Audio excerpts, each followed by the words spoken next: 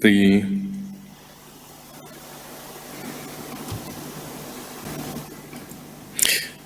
first one is about an 89-year-old male that was presented with dyspnea and New York Heart Association Class 3.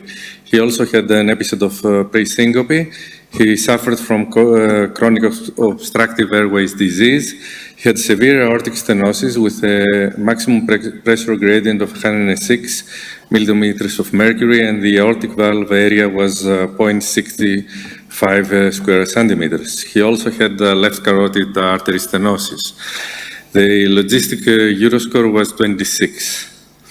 A week before TAVI, he presented with GI bleeding, and with the capsule, he was diagnosed as angiodysplasia of small intestine. His hematocrit was 24.5 and was transfused with 2 units of blood.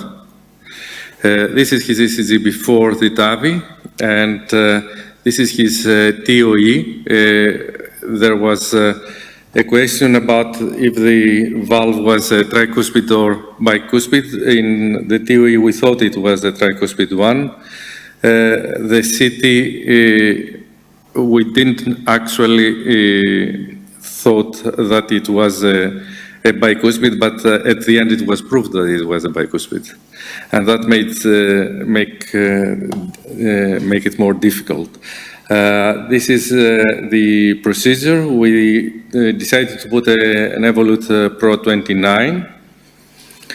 And this was the first attempt. The valve was, although we started high, it was diving in. And that is one of the characteristics of the bicuspid valves. Then he had to recapture the valve and try a second time. We started even higher, but again, it was too deep. So we tried third time, and despite our attempts, the final position of the valve was low, and there was significant aortic regurgitation. We decided to tackle initially the problem with putting a balloon, and we did a balloon expansion of the valve, and despite that, that didn't improve the regurgitation. So at that stage, we decided to put a second valve in. It was first. It was quite difficult to cross the stand of the first valve.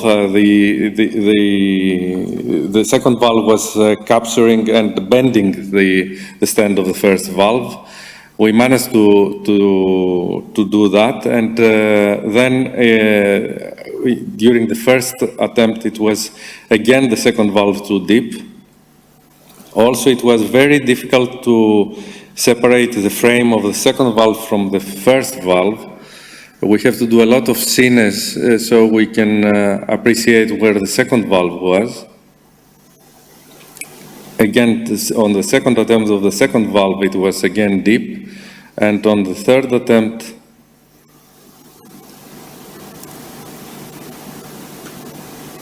we thought that we were at the right spot. And you can see at the release that the height difference, we can appreciate the height difference of the second valve from the first valve. And there was only mild aortic regurgitation now. The second valve has sealed the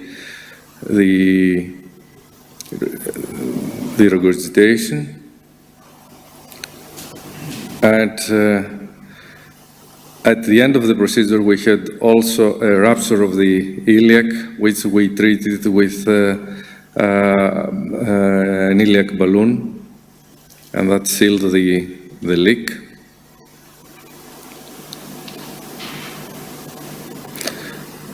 This is the TOE post. You can see there is only a mild aortic regurgitation. The ECG after TAVI increased the QRS. but 2 days post-AVI, the QRS, the ECG was back to the initial one. 2 days transthoracic echo showed that there was no aortic regurgitation anymore, and there was an acceptable gradient across the two valves. The antithrombotic regime on that patient was subcutaneous heparin because of the angiodysplasias. He had the mild hemoptysis 2 days after the procedure, and we did a CT of the thorax, which showed the hematoma of the trachea due to intubation. He was transfused again with 1 unit and discharged on day 8. Post-discharge, now a month later, he didn't have any further blood loss, and he remains well. Should I proceed to the second case or not? Okay, the second case is a 79-year-old female, recent episodes of pulmonary edema, previous AVR with Magna Edwards, 21, and a Lima 12AD. She also had anemia with hematocrit of 22. Again, she had angiodysplasias of the small intestine.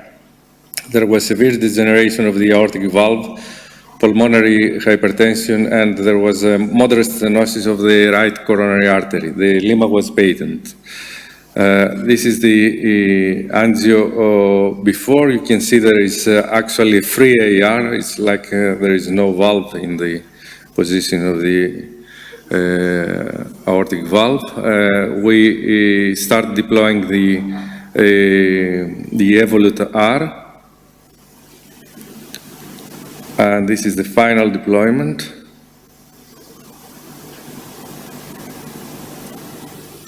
And you can see you can appreciate the hemodynamics that the pressure of the aorta and the LV were quite similar pre, and also how the aortic valve, the pressure of the aorta became later.